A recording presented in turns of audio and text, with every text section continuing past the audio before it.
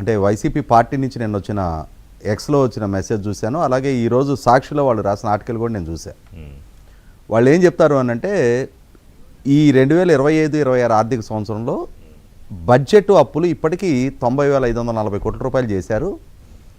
రాబోయే 2 నెలల్లో ఇంకొక 11,000 కోట్ల రూపాయలకి రిజర్వ్ బ్యాంక్ ఇండెంట్ పెట్టారు.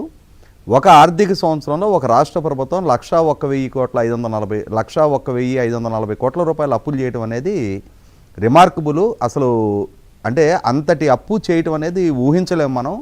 కాబట్టి చంద్రబాబు నాయుడు రాష్ట్రాన్ని రుణాంధ్రప్రదేశ్గా మారుస్తున్నాడు అని చెప్పని రాసుకొచ్చారు. రుణాంధ్రప్రదేశ్. అలాగే ఈ 2 ఆర్థిక సంవత్సరాలు ఎన్డీఏ కూటమి 2024 జూన్ 12 పదవి బాధ్యతలు చేపట్టిన తర్వాత 2024-25, 25-26 ఈ 2 ఆర్థిక సంవత్సరాల్లో బడ్జెట్ అప్పులే 172,000 కోట్ల రూపాయలు చేస్తున్నారు. బడ్జెట్ ఏతర అప్పులు కార్పొరేషన్ ద్వారా కానీ రాజధాని నిర్మాణం పేరిట ఇంకొక 128,000 కోట్ల వరకు కలుపుకొని ఓవరాల్గా 3 లక్షల కోట్ల రూపాయల వరకు అప్పులు చేస్తున్నారు అని చెప్తున్నారు. అయితే ఇక్కడ గమనించుకోవాల్సింది ఏంటి అంటే, ఇప్పుడు వైసీపీ అలాగే సాక్షిలో క్లెయిమ్ చేసిన విధంగానే ఈ 101,540 కోట్ల రూపాయలు అనేది బడ్జెట్ అప్పులు. అంటే అసెంబ్లీ ద్వారా ఇన్ని అప్పులు చేస్తామని చెప్పని ఆమోదం పొంది తీసుకుంటున్న అప్పులు. ఆ అప్పుల పట్ల మీకు ఆక్షేపణ ఉంది. మీరు ఎప్పుడు దాన్ని ప్రస్తావించాలి? గత సంవత్సరం బడ్జెట్ ప్రవేశపెట్టిన సందర్భంలో మీరు కూడా శాసనసభకు హాజరయ్యి మీరు బడ్జెట్లో ఇన్ని అప్పులు ప్రతిపాదించడం ఏంటి, మీరు సంపద సృష్టి చేస్తానని చెప్పాను కదా అధికారంలోకి వచ్చారు, మీరు ఇవాళ రాష్ట్రాన్ని అప్పులతో నడిపించాలనుకుంటున్నారా అని చెప్పని మీ అభ్యంతరాన్ని సభలో ప్రభుత్వాన్ని, ఆర్థిక శాఖ మంత్రిని, ముఖ్యమంత్రి గారిని సూటిగా ప్రశ్నించాలి. కానీ మీరు మళ్ళీ ఇంకొక నెలలో బడ్జెట్ ప్రవేశపెట్టబోయేటప్పుడు ఇప్పుడు వచ్చి గత సంవత్సరం బడ్జెట్లో మీరు ఈ అప్పులు ప్రతిపాదించారు అని చెప్పని ఇప్పుడు విమర్శించడం ఏంటి? అంటే ఇది అసందర్భ ప్రేలాపన అనుకోరా? సమయం, సందర్భం. గత సంవత్సరం బడ్జెట్ ప్రవేశపెట్టిన రోజునే శాసనసభ్యుడిగా, ఆ పార్టీ అధినేతగా, మాజీ ముఖ్యమంత్రిగా మీకు సభలో దక్కే సమయాన్ని సద్వినియోగం చేసుకొని సూటిగా స్పష్టంగా ప్రభుత్వాన్ని వివరణ ఆ రోజు అడుగుండొచ్చు. అదే అంటే వాళ్ళ ఇంటెన్షన్ క్లియర్ ఇంటెన్షన్ కాదు కదా. అదే అంటున్నా, ప్రజలకు చెప్పాలని ఇంటెన్షన్ కాదు కాబట్టి అలా చేయరు. కాబట్టి ఏంటంటే వైసీపీ పార్టీ ఏ విధంగా అడుగులేస్తుంది అనేది ప్రజలు గమనించక కాదు. 2019-24 మధ్యకాలంలో పాలకుడుగా జగన్మోహన్ రెడ్డి గారు, ఆ పార్టీ, ఆ నాయకుడు, వాళ్ళ వ్యవహార శైలి, వాళ్ళ నాయకులు, వాళ్ళ సోషల్ మీడియా, వీటన్నిటి గురించి ప్రజలకు ఒక స్పష్టత ఉంది కాబట్టే ఎన్డీఏ కూటమి పట్ల ఒక నమ్మకంతో ప్రజలు గెలిపించారు. ఇవాళ జగన్మోహన్ రెడ్డి గారి నుంచి వారసత్వంగా దక్కిన, అంటే చంద్రబాబు నాయుడు గారు ముఖ్యమంత్రి హోదాలో అసెంబ్లీకి సబ్మిట్ చేసిన వైట్ పేపర్లోనే 9,74,000 కోట్ల రూపాయలు అప్పులు ఉన్నాయని చెప్పారు. వాటికి తోడు అదనంగా 150,000 కోట్ల రూపాయలు కాంట్రాక్టర్స్కి బిల్లులు కానీ, వెండర్స్ అండ్ సప్లయర్స్కి అవుట్ స్టాండింగ్ బిల్లులు కానీ 150,000 కోట్ల రూపాయలు ప్రభుత్వం బకాయిలు ఉన్నాయి. ఇందులో ప్రభుత్వోద్యోగులకు సంబంధించిన 30,000 కోట్ల రూపాయలు ఉన్నాయి. వాళ్ళ ప్రావిడెంట్ ఫండ్ నిధుల నుంచి తో సహా ఆఖరికి వాళ్ళ నుంచి కలెక్ట్ చేసిన సిపిఎస్ నిధులు కూడా వాళ్ళ ప్రాన్ అకౌంట్లో కూడా జమ చేయకుండా రాష్ట్ర ప్రభుత్వం వాడేస్తుంది. అంటే ఇవన్నీ కలుపుకొని మీ దగ్గర నుంచి వారసత్వంగా 150,000 కోట్ల రూపాయలు వచ్చిన ఈ లైబిలిటీస్ మొత్తం ఎవరు క్లియర్ చేయాలి? గవర్నమెంట్ అనేది కంటిన్యూస్ ప్రాసెస్. తర్వాత వచ్చిన ప్రభుత్వమే ఆ బిల్లులన్నీ క్లియర్ చేయాల్సిన అవసరం ఉంటుంది. రాష్ట్ర ప్రభుత్వానికి తనకు వచ్చే బడ్జెట్ రిసోర్సెస్ నుంచి తన రెవెన్యూ, నాన్ రెవెన్యూ ఎక్స్పెన్సెస్కి తోడు అదనంగా మీరు పెట్టెలిన ఈ గుదిబండని క్లియర్ చేయగలగాలి అని అంటే ఖచ్చితంగా మార్కెట్ నుంచి బారో చేసుకోవాల్సిందే. వీటికి తోడు అదనంగా ఏమేమి వారసత్వంగా చెప్పారు మీరు?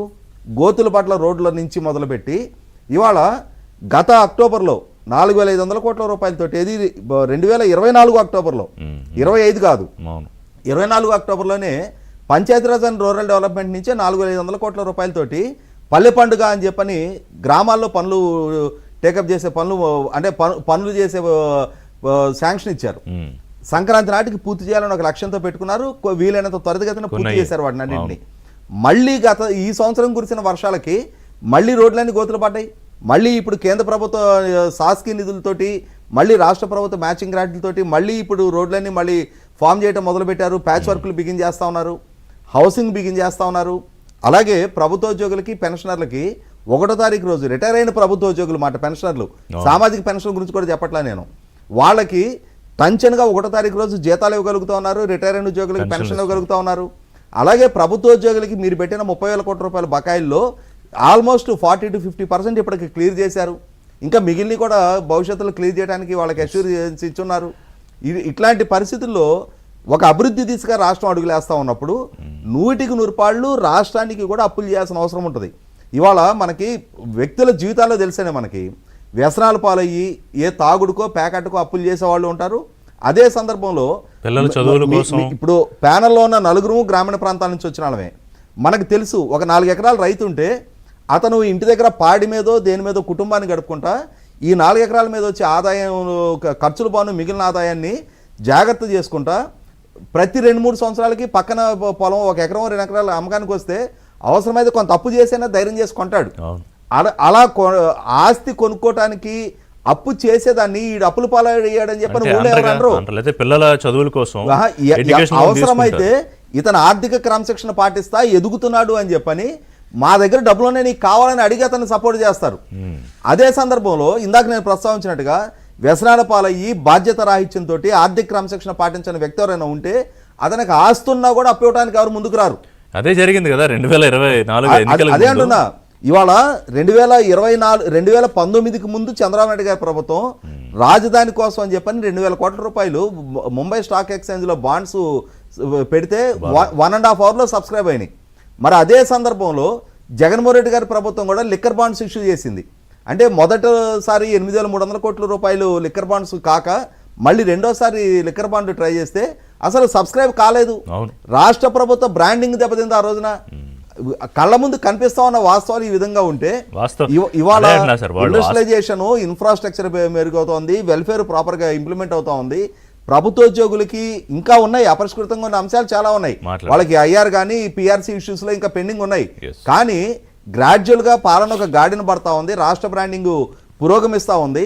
ఇవాళ రీసెంట్ గా విడుదలైన గణాంకాల ప్రకారం దేశంలోకి వచ్చిన పెట్టుబడుల్లో 25% రాష్ట్రానికే వచ్చాయి అని చెప్పని సగర్వంగా రాష్ట్రాన్ని ఇవాళ అంటే మనకు ఒక సామెత ఉంది, మనకు ఒక యాడ్ చూసేవాళ్ళం గతంలో ఒనిడా టీవీది owner's pride and neighbour's envy అని చెప్పని. ఇవాళ ఆంధ్రప్రదేశ్ రాష్ట్రాన్ని చూసేమో ఇరుగు పొరుగు రాష్ట్రాల అసూయ పడతా ఉన్నారు. కానీ జగన్మోహన్ రెడ్డికి మాత్రం ఈ అభివృద్ధి చూసి అసూయ పడతా ఉన్నాడు. అదే కంటగింపుగా మారింది. అభివృద్ధి చాలా అసూయగా కంటగింపుగా ఉంది. ఇదే ప్రస్థానం కనుక కొనసాగిన పక్షంలో రేపు రోజున వాళ్ళు అష్యూర్ చేసిన 20 లక్షల ఉద్యోగ కల్పన కనుక జరిగితే భవిష్యత్తు తరాలకి నన్ను పరిగణలోకి తీసుకోవనే ఉద్దేశం ఆ ఇన్సెక్యూరిటీ బిగిన్ అయిపోయింది. జయప్రకాష్ గారు, ఇన్సెక్యూరిటీతో పాటు రాజేష్ గారు అన్నట్టు ఎవరికైనా ఇప్పుడు ఆయన మాజీ ముఖ్యమంత్రిగా పనిచేసి